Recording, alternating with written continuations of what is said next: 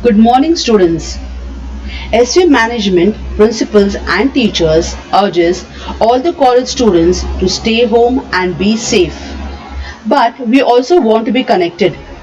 We feel that Standard 12 is a very important milestone in your life, and so you should not waste your precious time. We are starting with a series of online lectures.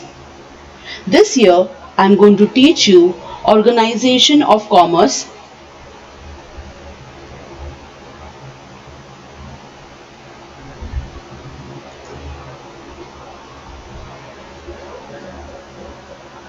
You can get your textbook PDF downloaded and start reading.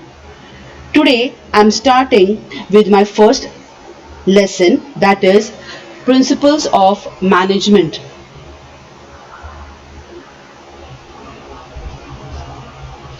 The concept of management is studied in Standard 11th. Management is everywhere. Management is practiced in every type of organizations, whether small or large, business organizations or non-business organizations. It is universal in nature as well as it is applicable to all the three levels of management, and all the three levels are the top level, middle level and the lower level of management. Similarly, it is goal oriented. To get correct results, management is to be done scientifically.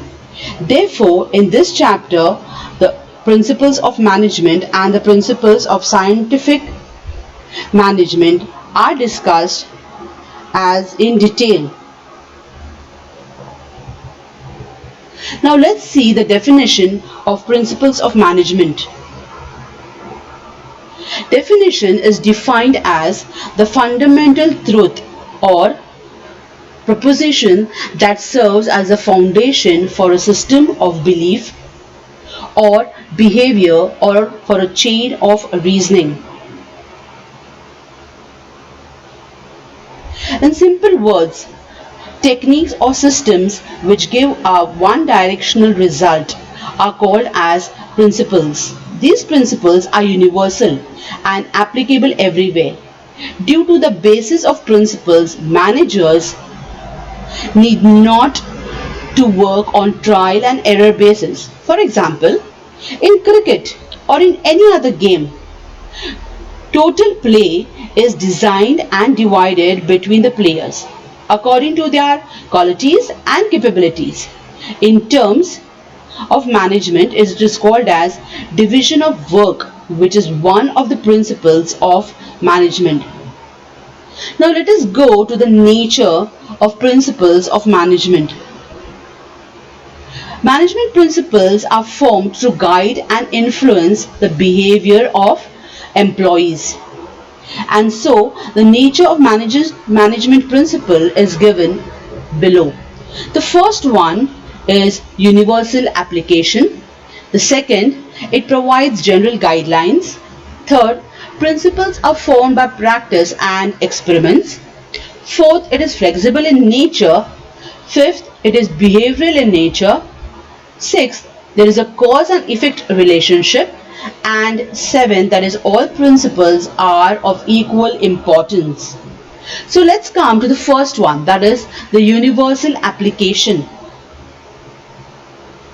The principles of management are universal in nature. That means they can be applied to all types of organizations, irrespective of their size and nature.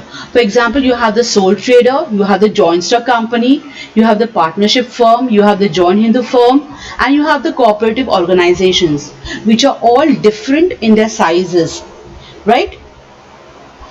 Then you have, that is, they are applicable to all levels of management.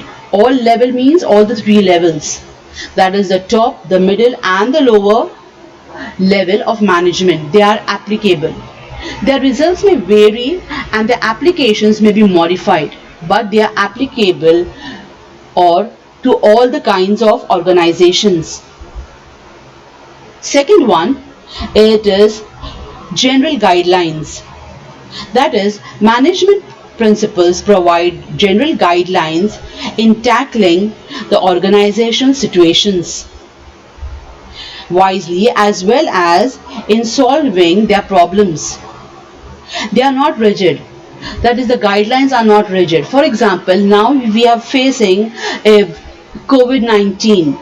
All the organizations have stopped working. Why? Because they are flexible in nature. Okay? Because of the lockdown, the organizations couldn't work as they were working before. But they have changed our guidelines. They are changing according to the situations. They are changing according to the problems that have arisen. Which management principles are to be applied depends on the situation, size and nature of the organization. For example, when we say fair remuneration, that is, the term fair can vary as per the nature, size and the financial condition of the organization. That is, a sole trader may pay differently than a joint stock company. Similarly, the partnership firm may work differently than a joint Hindu family firm, and as well as the cooperative organizations. So all the guidelines are different according to the size and nature of the organizations. The third is principles are formed by practice and experiments. The management principles are developed gradually through thorough research work. Systematic observations and experiments are conducted before developing them. The result of each and every experiment have been developed as a principle after it is practiced in an organization, and then it is said to be a principle. The research work is very thorough. Only then we say it is a principle and can be followed by all the organizations. The fourth one, students, is that it is very flexible in nature. Management principles are flexible in nature. It means they can be changed or modified according to the situations. Managers can be flexible while implementing principles to suit their requirement. The business situations keep on changing. Management principles can be adjusted or modified and can be used in an organization according to its need. So it can be as flexible as possible. The next one, the fifth one, we say that it is behavioral in nature. Behavior means human behavior. Management is a group activity. Okay, so management aims at achieving certain goals through a group of human beings. Management principles are designed to influence human beings. These principles control a group of persons and direct them to achieve the objectives, direct them to achieve the desired goals. Whatever the management plans, it is done by human beings. So naturally, the principles have to influence human beings so that they can direct them to achieve their desired goals. The next one is cause and effect relationship. Okay, the cause and the effect relationship means management. It is used for the base of a certain decisions, that is, to determine the cause or reason for any particular effect.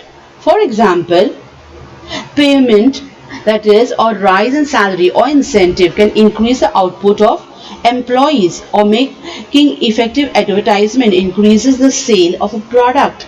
So there is a cause and there's an effect. If the salary is good, naturally the employees are motivated to do more work, so the production is more. Similarly, if there is good advertisement, naturally there is a sale in the product.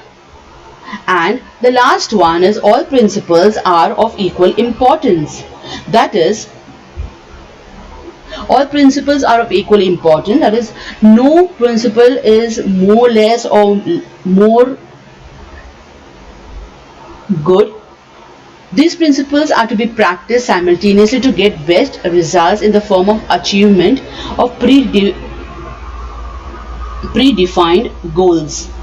If any specific principle is focused more and others are not followed with same focus, then it affects the working of an organization. Management principles are the principles of social science and not absolute or pure science like chemistry and mathematics. With some modifications according to the requirements, organization needs to apply the principles of management. And so students, with this I have explained all the 7 points that are related to the nature of principles. We shall just once again revise all the 7 points, that is for the nature of principles of management. The first nature is universal application. Second one provides general guidelines. Third, principles are formed by practice and experiments. Fourth, flexible in nature. Fifth, behavioral in nature. Sixth, cause and effect relationship. Seventh, all principles are of equal importance. I hope you have understood this concept. Thank you very much.